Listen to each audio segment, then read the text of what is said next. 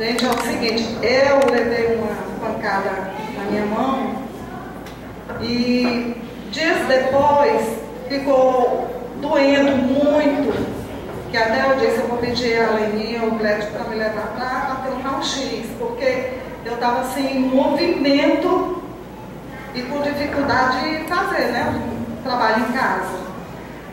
Com a toalhinha, eu recebi a toalhinha, e depois eu me lembrei, eu cheguei, guardei a toalhinha no meu guarda-roupa e à noite me incomodava muito doendo. E já estava doendo o braço todo. Aí eu disse, tenho que bater o raio-x, tenho que ir no médico.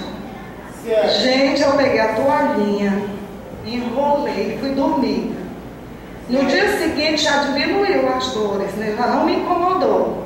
Certo. E para a honra e glória do nome do Senhor, do Todo-Poderoso, aqui ó, meus... ainda está doendo um pouquinho, porque toda noite, quando eu vou dormir, eu boto a toalhinha, eu enrolo aqui, entendeu?